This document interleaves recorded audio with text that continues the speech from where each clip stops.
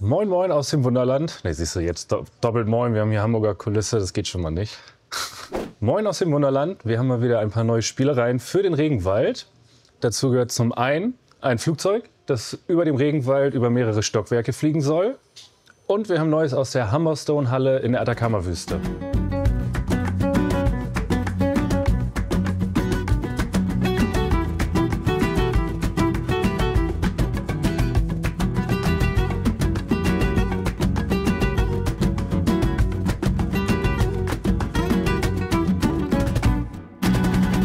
Der Regenwald wird ja mit der Familie Martinez zusammengebaut und ist gerade bei denen in Argentinien. Das Flugzeug selber ist schwer vor Ort zu bauen, weil wir das mehr an die Architektur des Wunderlandes, an unser Gebäude anpassen, als es tatsächlich an den modellbauerischen Regenwald angepasst wird. Das fliegt bei uns unter der Decke und um unsere Stahlträger und Säulen. Das können wir nicht in Argentinien nachstellen. Der Regenwald wird bei uns in der Anlage über 2 Stockwerke gehen, im 3. und 4. Geschoss. Die Idee ist, dass das Flugzeug mit euch auf der 4. Etage auf Augenhöhe ungefähr startet und bis in den 3. Stockwerk knapp über die Anlage, den Regenwald und die Baumwipfel abstürzt, runterfliegt, da seine Runden dreht und danach wieder in den 4. Stock auf Augenhöhe hochfliegt. Die Technik ist bisher die gleiche, die ihr schon von unseren Seilbahnen kennt. Das sind Umlenkrollen und Antriebsrollen und einfach ein gespanntes Seil. Da probiere ich jetzt gerade aus, wie sich das Flugzeug an einem Seil verhält, wie doll es sich in welche Richtung aufschwingt. Das ist ein größeres Problem, das bei den Seilbahnen nicht so auffällt, das aber bei der Größe eines Flugzeuges schon mehr ins Gewicht fällt. Gerade in einem Sturz- oder Steigflug soll das Flugzeug nicht einfach nur hinterhergezogen werden und leblos an einer Leine hängen. Dafür versuche ich gerade eine schwungfeste Aufnahme für das Flugzeug zu bauen. Sie verhindern soll, dass sich das Flugzeug in sich selbst verdreht, zu stark hin und her schaukelt und wenn möglich gar nicht vor und zurück sich aufschwingt. Dafür baue ich diesen Schlitten, um dem Flugzeug mehr Stabilität zu geben. Dafür ist der erste Prototyp gegen das Aufschaukeln des Flugzeugs sind 2 Messingstangen, die mit sich selbst erstmal wie Leitersprossen verstärkt werden, auf halber Höhe und kurz vorm Flugzeug. Zusammen oben sind sie an einem Schlitten, nenne ich den Schlitten. Das ist ein Stück Gummi, das die Kurve um die Umlenkrolle schafft, aber stabil und steif genug ist, dass das Flugzeug trotzdem nicht anfängt zu schaukeln. Ich hänge das jetzt mal an die Seilbahn und dann schauen wir mal, wie bisher der Prototyp aussieht. So. Hier wird das Flugzeug einfach erstmal nur aufgehangen mit dem Schlitten auf das gespannte Stahlseil. Jetzt läuft das Flugzeug gerade noch rückwärts, aber der Funktionstest ist auch im Rückwärtsflug möglich. Man sieht, wenn das Flugzeug auf die Umlenkrolle kommt, steht es unter Spannung und will sich in verschiedene Richtungen bewegen. Wenn es die Rollen wieder verlässt, kriegt es ein bisschen Schwung nach links und rechts. Der ist schwer rauszuholen. Jetzt einschalten. Aber vielleicht kann man schon erkennen, dass fast keine bis gar keine Schwingung mehr vor und zurück herrscht. Und wenn nur einen sehr kurzen Weg. So, jetzt bin ich mit dem Flug in der Waagerechten, also auf einer Höhe gespannt, schon ziemlich zufrieden.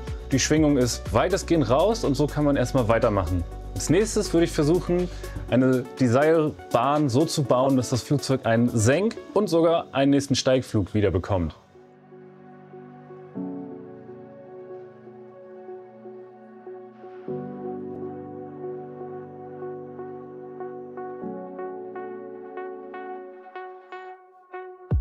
Um das Flugzeug aus dem waagerechten Flug in einen Senkflug bringen zu können, brauche ich Umlenkrollen, um von da oben den Winkel verändern zu können. Da habe ich hier schon mal angefangen. Ich habe mir einen Radius und einen Winkel ausgedacht, indem ich das Flugzeug theoretisch sanft die Rolle verlassen lassen kann. Ich mache einfach nochmal. Damit das Flugzeug aus der waagerechten in einen Senkflug starten kann, brauche ich Umlenkrollen, um von der Antriebsrolle den Winkel verändern zu können. Die habe ich hier schon mal angefangen. Ich habe mir einen Winkel und einen Radius ausgedacht, in dem das Flugzeug sicher, sanft und ohne sich zu stark aufzuschwingen in den Senkflug wechseln könnte. Dafür habe ich schon angefangen. Ich habe auch schon Löcher gebohrt. Da habe ich mich aber leider verrechnet. Ich habe bei den Löchern nicht beachtet, dass die Umlenkrolle selber auch noch einen Durchmesser hat. Also müssen wir die Aufnahmen gleich nochmal bauen.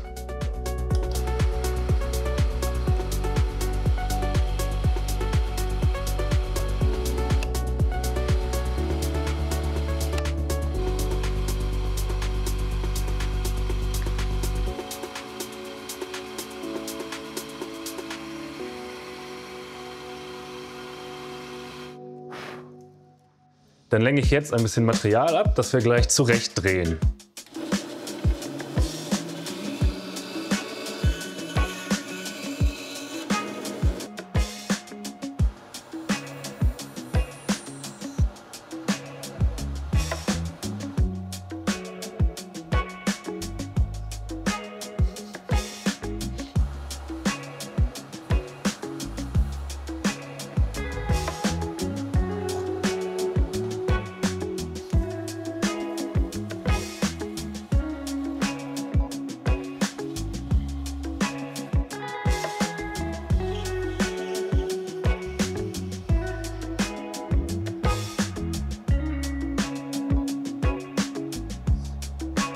So, jetzt haben wir alle Umlenkrollen einmal gedreht und die baue ich dann so wie hier einmal alle an die Halterung, um den sanften Übergang zu schaffen.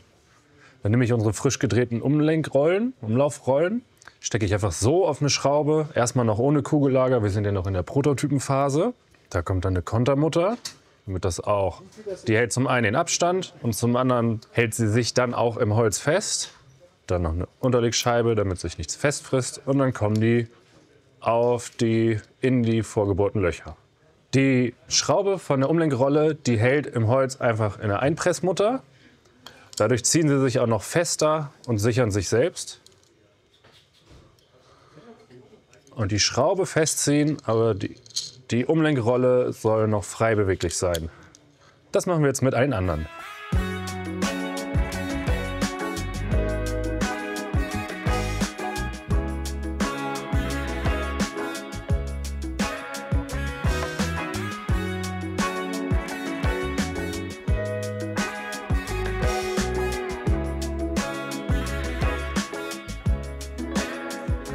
So, das Seil haben wir schon mal gerettet. Jetzt möchte ich das Seil später spannen von der Antriebsrolle über unseren Stahlträger und dann eventuell wieder hoch zur Decke, um einen Senkflug, den nächsten Steigflug, dort dann wieder waagerecht und wieder Steig am Stahlträger vorbei, um dann auch schon realistische Bedingungen wie dann später in der Anlage auch zu schaffen und auszuprobieren.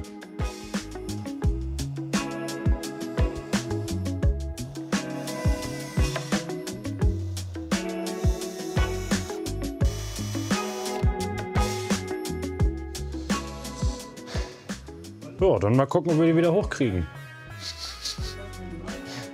Das hier sind schon mal ein ähnliches Prinzip.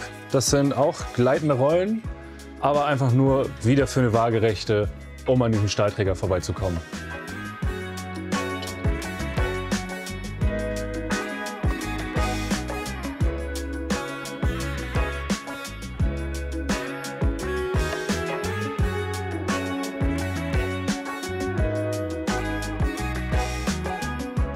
Dann kann man jetzt schon mal grob sehen, ob ich mich um 1 oder um ganze 2 Meter verschätzt habe.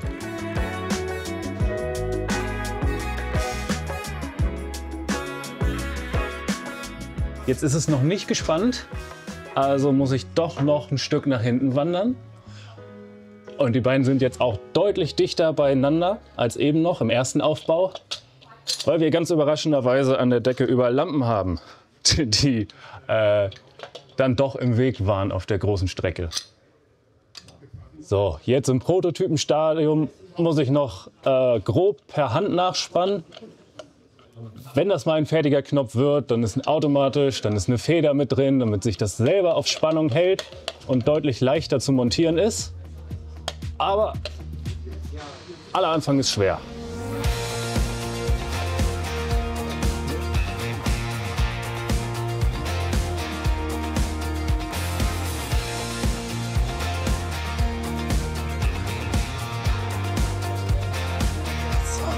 Der große Moment, wo der Elefant das Wasser lässt.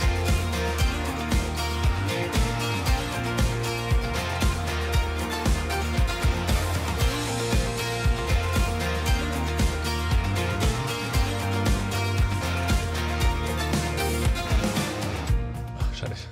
Dicker Schraubenkopf, an den habe ich nicht gedacht. Okay, Schraubenkopf ist ein bisschen im Weg.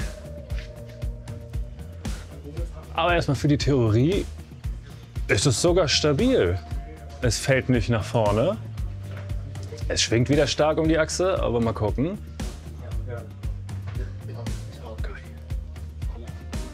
Gut, erster Versuch. Er hat Punkte, wo er kämpft. Aber nicht so viele, wie ich erwartet habe.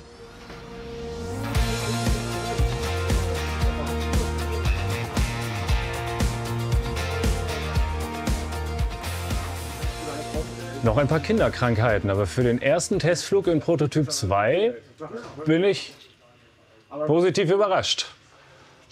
Es geht langsam zu Boden, ist doch geil. Ein langsamer Senkflug. Das war doch ein ziemlich erfolgreicher erster Testflug auf Prototyp Nummer 2. Ich habe schon ein paar Ideen, die ich ändern muss. Die Umlenkrollen an der Mittelsäule, die sind noch zu klein.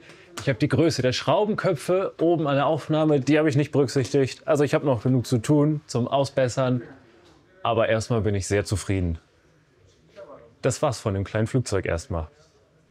So, jetzt sind wir noch mal ganz woanders. Wir befinden uns jetzt auf unserer Baustelle der Atacama-Wüste, wo wir auf Hochtouren arbeiten.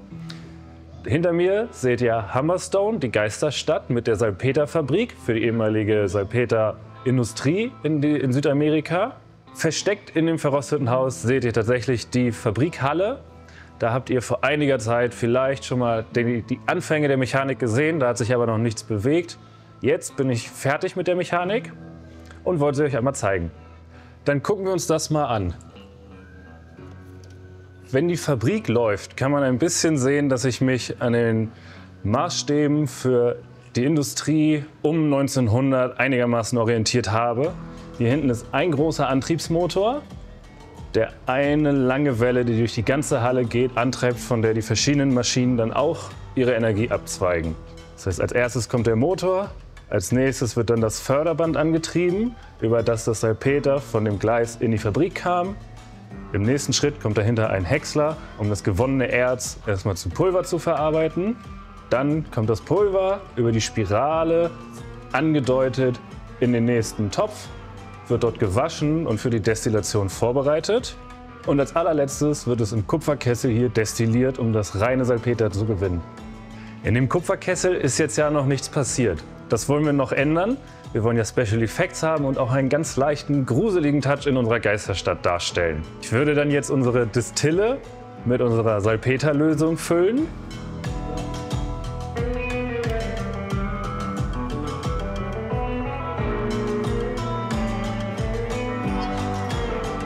Jetzt brauchen wir noch Strom, damit die Distille destillieren kann.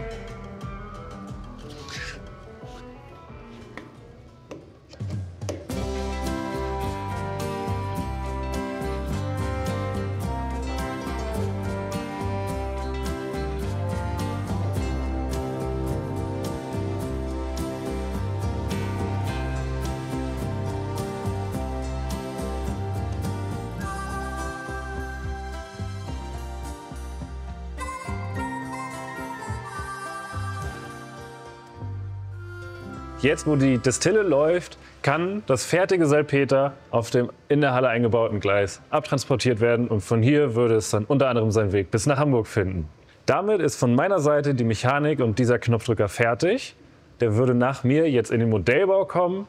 Da ist geplant, das zeitgemäß auszuschmücken, wie den Rest der Geisterstadt, viel in Rost gehalten, aber ganz klassische Anlagentechnik aus der Jahrhundertwende von 18 bis 1900. Das wird noch mit noch mehr schaurigen Lampen, eventuell etwas mehr Special Effects und einer zeitrealistischen Ausstattung soll es ausgeschmückt werden. Ein paar Schaltschränke im Hintergrund, hier und da leuchtende Maschinenlampen, ein paar dargestellte Arbeiter, die nachts noch ihre Arbeit verrichten, ist bisher geplant. Das war diese Woche unser Exkurs in die Modelltechnik. Wenn ihr noch eine Idee für unsere leere Wüste oder unseren bald sehr vollen Regenwald habt, was da rumstehen oder sich dort bewegen könnte, schreibt das doch gerne in die Kommentare. Vielen Dank und bis zum nächsten Mal.